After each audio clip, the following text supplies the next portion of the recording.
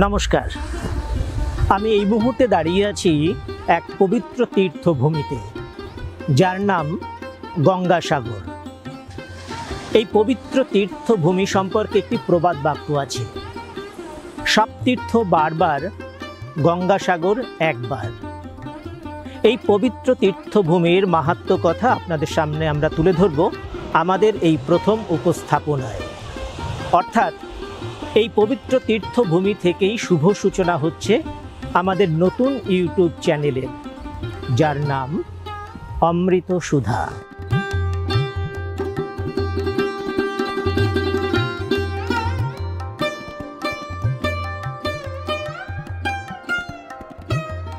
আপনাদের সকলকে আমাদের ইউটিউব চ্যানেলে সাদর স্বাগত জানাই।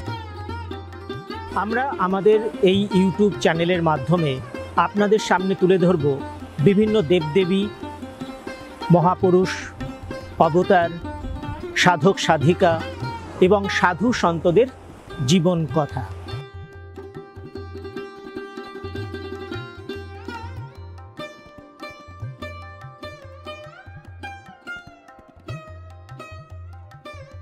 আজকের পর্ব শুরুর আগে আপনাদের কাছে আমার একটি বিশেষ অনুরোধ। আমাদের এই চ্যানেলের উপস্থাপনা যদি আপনাদের ভালো লেগে থাকে তাহলে অতি অবশ্যই চ্যানেলটিকে সাবস্ক্রাইব করবেন এবং অবশ্যই বেল আইকনটিকে প্রেস করুন, তাহলে আমাদের পরের পোস্টের নোটিফিকেশান আপনার কাছে পৌঁছে যাবে। তাহলে শুরু করি আজকে এই গঙ্গাসাগরের মাহাত্ম্য কথা।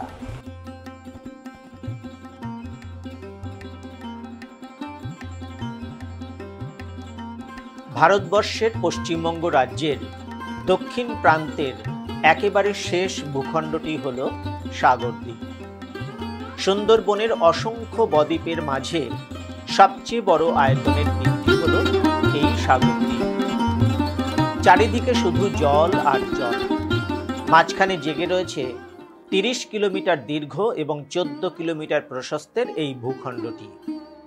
এর পূর্ব সীমানা জুড়ে বয়েছে মুড়িগঙ্গা নদী।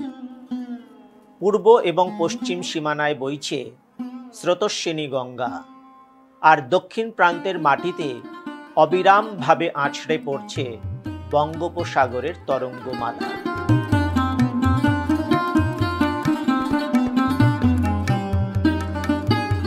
সাগরদ্বীপের দক্ষিণ প্রান্তে যেখানে গঙ্গা নদী এসে সাগরে মিশেছে, সেই জায়গার নাম গঙ্গাসাগর। গঙ্গা নদী এবং সাগরের মিলনস্থল এবং কপিল মুনির আশ্রমকে কেন্দ্র করে এই গঙ্গাসাগর ভারতবর্ষের শ্রেষ্ঠ তীর্থভূমিতে পরিণত হয়েছে। গঙ্গা নদীর সাগরে মিলন এবং কপিল মুনির আশ্রমকে ঘিরে আছে এক পূর্ণ পুরাণ কাহিনী। প্রাচীনকালে অযোধ্যায় এক পরাক্রমী রাজা ছিলেন, রাজা সগর। তিনি ইক্ষ্বাকু বংশের রাজা। কোথাও কোথাও উল্লেখ আছে তিনি সূর্যবংশীয় রাজা। শ্রী রামচন্দ্রের 13তম পূর্বপুরুষ ছিলেন এই সগর রাজ। তিনি এর আগে 99টি অশ্বমেধ যজ্ঞ সম্পন্ন করেছেন। এবার আয়োজন করলেন 100তম অশ্বমেধ যজ্ঞ। এই যজ্ঞ যদি সম্পূর্ণ হয় তবে রাজা সগর হয়ে উঠবেন শশাগরা ধরিত্রীর একচ্ছত্র অধিপতি। ইন্দ্রদেবের কাছে এ সংবাদ পৌঁছল। তিনি অত্যন্ত ভীত এবং ঈর্ষান্বিত হয়ে পড়লেন, কারণ রাজা সগর যদি এই যজ্ঞ সম্পূর্ণ করতে পারেন তবে তিনি ইন্দ্রের ইন্দ্রত্বের সমমর্যাদার অধিকারী হবেন। রাজা সগর যজ্ঞ শুরু করলেন। যজ্ঞ শেষও হল, কিন্তু যজ্ঞের নিয়ম অনুযায়ী অশ্বমেধের ঘোড়াটিকে ছেড়ে দিতে হবে বিশ্ব পরিক্রমা। বিশ্ব পরিক্রমা শেষ করে যদি ঘোড়াটি আবার ফিরে আসে যজ্ঞস্থলে তবে যজ্ঞ স্বয়ং সম্পূর্ণ হবে। ইন্দ্রলোক হারানোর ভয়ে দেবরাজ ইন্দ্র চাইলেন সগর রাজের যজ্ঞটিকে পণ্ড করতে। দীর্ঘকাল পেরিয়ে গেল, কিন্তু সগর রাজের অশ্বমেধের ঘোড়াটি আর ফিরে এলো না। সগর রাজের 60,000 এক পুত্র ছিল। তিনি সেই পুত্রদের পাঠালেন অশ্বমেধের ঘোড়াটিকে খুঁজে আনবার জন্য। বিভিন্ন জায়গা খুঁজেও সগর রাজের সন্তানেরা ঘোড়াটিকে খুঁজে পেলেন না। দেবরাজ ইন্দ্র ঘোড়াটিকে চুরি করে কপিল মুনির আশ্রমের পিছনে লুকিয়ে রেখেছিলেন। সগর রাজের সন্তানেরা বিভিন্ন জায়গা খুঁজতে খুঁজতে অবশেষে এসে পৌঁছলেন এই সাগর দ্বীপে কপিল মুনির আশ্রমের কাছে। তারা দেখতে পেলেন কপিল মুনির আশ্রমের পিছনেই রাখা আছে ঘোড়াটিকে, এবং আশ্রমের সামনে মুনি তখন ধ্যানমগ্ন অবস্থায়। সাগর রাজের সন্তানেরা ভাবলেন এই মুনি বুঝি অশ্বমেধের ঘোড়াটিকে চুরি করে এনে এখানে লুকিয়ে রেখেছেন। তারা ক্রোধের বশে কপিল মুনিকে আক্রমণ করতে উদ্যত হল। কোলাহলে কপিল মুনির ধ্যান ভঙ্গ হল। তিনি ক্রোধে অগ্নিদৃষ্টি নিক্ষেপ করলেন সগর রাজের সন্তানদের উপর, এবং সঙ্গে সঙ্গে তারা সকলেই ভস্মীভূত হল। রাজা সগর চিন্তিত ছিলেন অশ্বমেধের ঘোড়া এবং তার পুত্ররা ফিরে না আসায়। দেবর্ষি নারদ এসে সগর রাজাকে জানালেন তার পুত্রদের পাপের কারণে কপিল মুনি তাদেরকে ভস্ম করে দিয়েছেন।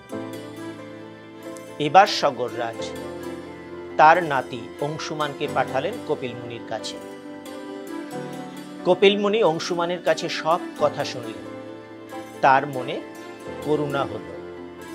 তিনি অংশুমানকে বললেন, সগর রাজার কোনো এক বংশধর যদি স্বর্গ থেকে গঙ্গাকে মর্তে নামিয়ে আনতে পারে, তবে গঙ্গার পবিত্র জলের স্পর্শে এই সন্তানদের ভস্ম মুক্তি লাভ করবে। অংশুমান অশ্বমেধের ঘোড়া নিয়ে ফিরে গেল অযোধ্যায়।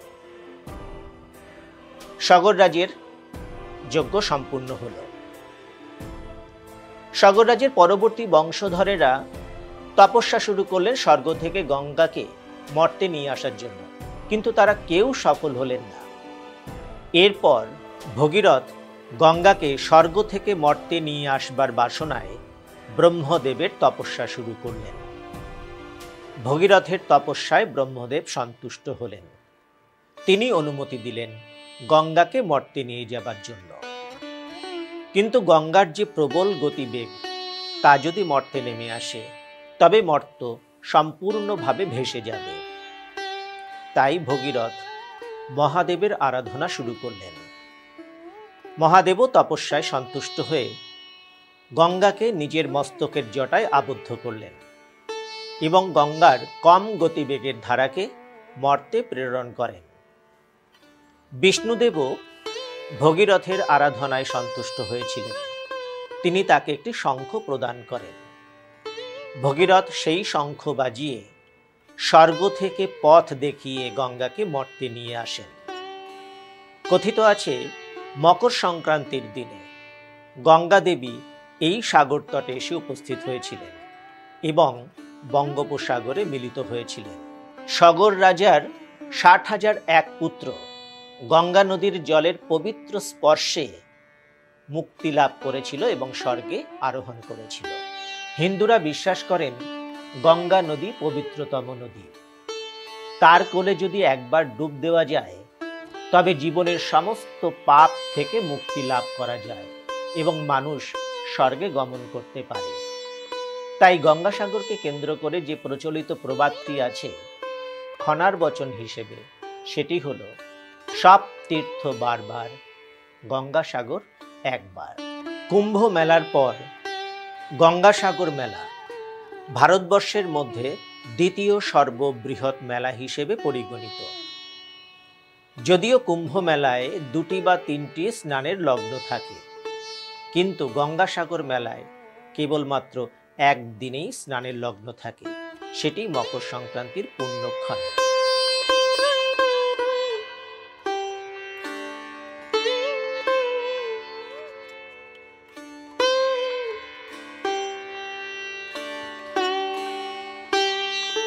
গরুড় পুরাণের ৪৭তম অধ্যায়ে উল্লেখ আছে বৈতরণী নদী পারের কথা। এই পুরাণ অনুযায়ী জীবজগৎ এবং মরজগতের মাঝের সম্পর্ক স্বরূপ বৈতরণী নদী। অসহায় আত্মারা এই বৈতরণী নদী পার হন গরুর লেজ ধরে। তাই মকর সংক্রান্তির দিন লক্ষ লক্ষ পুণ্যার্থী জমায়েত হন সাগর তটে। গরুর লেজ ধরে বৈতরণী নদী পার হওয়ার মন্ত্র উচ্চারণ করেন, যাতে তারা খুব সহজেই ভবনদী পার হয়ে স্বর্গে গমন করতে পারেন। প্রচলিত বিশ্বাস অনুযায়ী অনেক পুণ্যার্থী এদিন গোদানও করে থাকেন। বাংলার প্রাচীনতম ও বৃহত্তম মহাতীর্থ গঙ্গাসাগর, যার উল্লেখ ভারতীয় মহাকাব্য রামায়ণ ও মহাভারতে পাওয়া যায়। মহাভারত অনুযায়ী যুধিষ্ঠিরও এই সাগর দ্বীপে এসে উপস্থিত হয়েছিলেন। প্রাচীন লোককথা অনুযায়ী গঙ্গাসাগরে কপিল মুনির মন্দির প্রথম প্রতিষ্ঠা করেন রানী সত্যভামা এবং 1437 খ্রিস্টাব্দে মন্দিরের বর্তমান আরাধ্য মূর্তিটি প্রতিষ্ঠা করেন স্বামী রামানন্দ।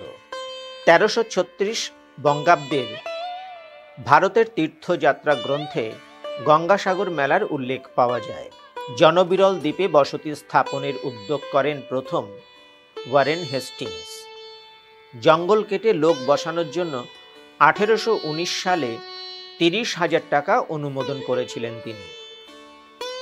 আর্য ও অনার্য সভ্যতার এক অপূর্ব মিলনস্থল এই মেলা, যার কেন্দ্রে রয়েছে কপিল মুনির আশ্রম। বৈদিক ঋষি কপিল সাংখ্য দর্শনের অন্যতম প্রবর্তক।